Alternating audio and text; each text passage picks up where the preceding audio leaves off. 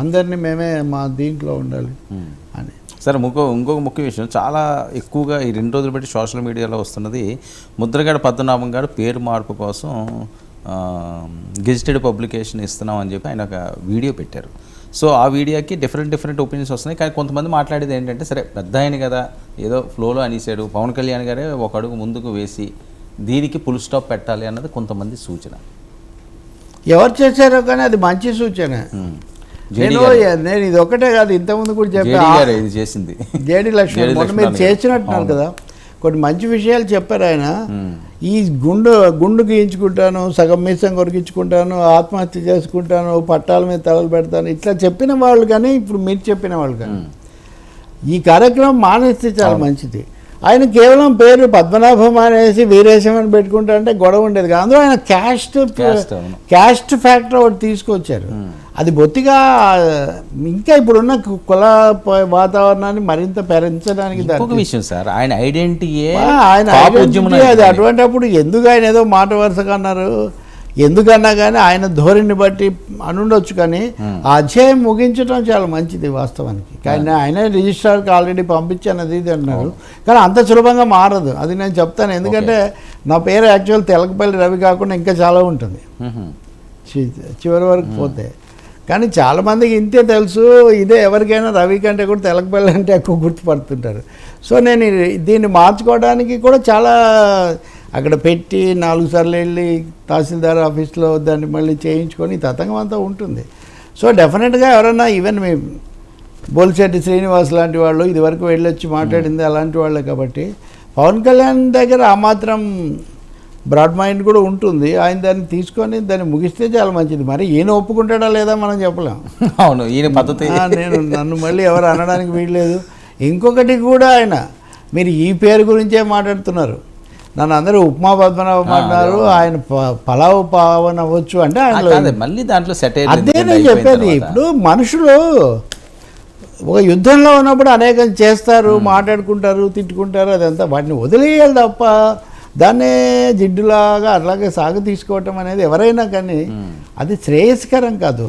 సమాజానికి ఉపయోగపడే అంశాలు, రాజకీయపరమైన విధానపరమైన విషయాలు మాట్లాడాలి. కానీ ఈ పేర్లు మార్చుకోవడాలు, లేదా ఇప్పుడు కొన్ని చోట్ల అదే గాడిదనకి ఊరేగుతానని ఎవడో అంటే సరిగ్గా గాడిద తీసుకొస్తారు అక్కడికి, నువ్వు నిలబడమని, సున్న బోట్లు పెట్టుకుంటామని. ఇవన్నీ కూడా శిల్పి వ్యవహారాలు తప్ప. అయితే ముందు ఆయనే చెప్తున్నాడు కదా అందరికంటే ముందు పిలిచి. మరి ఆ కథ ఆయన కనుక సిద్ధపడితే నా పద్ధతి అంటే మనమేం చేయలేము. కాబట్టి ముగిస్తే చాలా మంచిది. ఇదే కాకుండా ఈ అవాంఛనీయమైన సవాళ్ళు పందేలకు కూడా స్వస్తి పలికి ఇప్పటికైనా భవిష్యత్తుగా ఇదిగో ఇందాక మనం అనుకున్న కొన్ని చోట్ల ఘర్షణలు, దాడులు ఇవి కూడా లేకుండా భవిష్యత్తుగా లెట్ వి లుక్ ఫార్వర్డ్ అండి. గడిచిపోయిన క్షణము తిరిగి రాదు అన్నట్టుగా మళ్ళీ గతంలో దాన్ని తవ్వుకుంటూ ఉండకూడదు. ఎప్పుడు భవిష్యత్తు కోసం పోవాలి, తప్పులు సరి చేసుకోవాలి ఎవరున్నా కానీ. ఎందుకంటే ఇప్పుడు వైసీపీ వాళ్ళు కూడా ఏమంటారు, ఇప్పుడు అజైన్ భూముల విషయంలో కానీ ఇంకో విషయంలో కానీ గత ప్రభుత్వంలో అనేక సార్లు కేసులు పెట్టి మీరు తిప్పారు కదా. మరి అటువంటిప్పుడు మీ మీద కూడా మళ్ళీ అట్లాంటివి వస్తాయని మీకు తెలిసి ఉండాలి కదా. అవును, that is part of continuity in governance. అది జరుగుతుంది. ఇప్పుడు అమెరికా అధ్యక్షుడినే ఫెలోనీ కింద దేశద్రోహం అని అమ్మాయితో ఏదో చదవని ఆయన మీద కేసు పెట్టి మొదటిసారిగా అమెరికా అధ్యక్షుడికి దేశద్రోహం, రాజ్యాంగ విరుద్ధమైన చర్య కింద ఆయనకు కోర్టు శిక్ష విధించింది. మనం ఏం చెప్తాం మరి? అంటే మనం ప్రజాస్వామ్య విలువలు తగ్గిపోవడం అది ఇది అంటుంటే, ఈ ట్రంప్ అని ఆయన ఓడిపోయినప్పుడు వైట్ హౌస్ మీదకే మనుషులు పంపించాడు. అసలు ప్రపంచాన్ని నివేరిపోయింది కదా. ఇప్పుడు ఆయన మళ్ళీ అధ్యక్షుడిగా కంటెస్ట్ చేస్తున్నాడు. అవును, ఆ పార్టీ దాన్ని ఒప్పుకుంటూ ఉంది. అంటే కోర్టులో శిక్ష పడింది. ఆ రోజు ప్రపంచం అంతటి ముందు ఆయన అధ్యక్ష భవనం మీద దాడికి ప్రయత్నించారు. ఇక దేశాల్లో చేసింది సరే.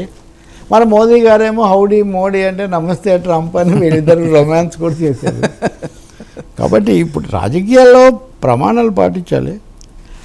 దీన్ని ఆపితే చాలా మంచిది. జేడి లక్ష్మణ్ దానికి చొరవ తీసుకోవచ్చు. అవును, ఈయన తీసుకుంటాను అన్నారు. ఆయనే వాళ్ళతో వీళ్ళతో మాట్లాడి, ఎందుకంటే ఆ వర్గాలతో కూడా ఆయనకు సంబంధం ఉంది కాబట్టి. అవును, ఖచ్చితంగా ఎన్నికలు అయిపోయి పోటీ అయిపోయింది కాబట్టి ఇచ్చే సలహాలు కూడా నేను ఇచ్చినట్టున్నారు ఏమేం చేయాలో.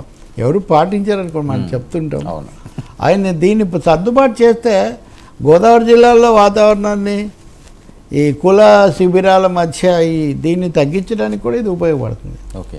అండ్ ఈజ్ నోన్ టు ఎలాగో పవన్ కళ్యాణ్తో కూడా భేటీ అవుతుంది దానికోసమేనా? అవును, దీనికోసమే కదా ఆయన కంగ్రాట్ చేయడానికి. యా ఎలాగ వెళ్తే బాగుంటుందని ఆయన సూచనలు సలహాలు చంద్రబాబు నాయుడుకి ఆయనకి ఇస్తానంటారు. తప్పకుండా. మళ్ళీ సైనికుడిగా ఏమన్నా అయ్యే అవకాశం ఉందన్నారా? సేనానిగా. ఓకే. ఏదైనా జరగదు సార్ రాజకీయాల్లో, యా ఇది లేదు అని చెప్పడానికి లేదు అవును కదా. అవును. ఇప్పుడు ఆ విజువల్స్ చూస్తుంటే మనకు అర్థం అంటే కావట్లేదు. పవన్ ఎప్పుడు కొంచెం కేర్ఫుల్గా ఉంటాడు, ఎందుకంటే పార్టీని ఒక 10 ఏళ్ళు కష్టపడి ఒక కొలిక్కి తెచ్చుకున్నాడు కదా, స్థానాలు, ఒక స్థానం, ఇవన్నీ కూడా జరిగింది కదా. సో ఇప్పటివరకు వేసిన అడుగుల కంటే ఇప్పుడు వేసే అడుగులు డిఫరెంట్గా ఉంటాయి. ఒకటైతే నేను చెప్పగలుగుతాను, ఆయన ఎప్పుడు చంద్రబాబు నాయుడుకి అసిస్టెంట్గానే ఉండాలని మట్టుగా అనుకోడు. అంతవరకు ఆయన అనుకున్న మోదీ గారు అలా అనుకోవద్దని కూడా సూచించి సలహాలు ఇస్తారు. అది వాళ్ళకి ముందే తెలిసి ఉండాలి, ఎందుకంటే విశాఖపట్నంలో చంద్రబాబు వాళ్ళ అక్కడ ఉండగానే పవన్ ఒక్కడనే పిలిచి మాట్లాడించడంలోనే నేను ఆయనకు స్పెషల్ ఐడెంటిటీ ఇస్తున్నాను అనేది ఒకటి ఆయన చెప్తున్నాడు. చాలా చోట్ల మోదీ షాలు ఆ విధంగా కొత్త తరహా, కొత్త ఫేస్లు, కొత్త నాయకత్వాలు పెంచడానికి కూడా వాళ్ళు ఎక్కువ పనిచేశారు. అది వాళ్ళు చేశారు. నిజానికి జగన్మోహన్ రెడ్డిని కూడా వాళ్ళు అలాగే, మోదీ అట్లాగే సంబంధాలు పెట్టుకున్నాడు. కానీ జరిగింది ఏంటంటే జగన్ పొత్తుకు సిద్ధంగా ఉండడు. అవును, ఆయన ఈక్వేషన్స్ ఆయనవి. ఇప్పుడు ఈ 40% అన్నా ఉండాలంటే అక్కడ కలిస్తే ఉండవు అని. ఆ విషయంలో చంద్రబాబు ఒక అడుగు వేసాడు. కాకపోతే మోదీని కలిసి చాలామంది ఇప్పుడు ఓడిపోయారు, దెబ్బతిన్నారు రాష్ట్రాల్లో. ఇప్పుడు మరి మిగతా వాళ్ళ సంగతి ఏమిటో మనం, అది వచ్చే ఎన్నికల నాటిది కదా. 29 ఇంకా చాలా నందో రాజా భవిష్యత్ అని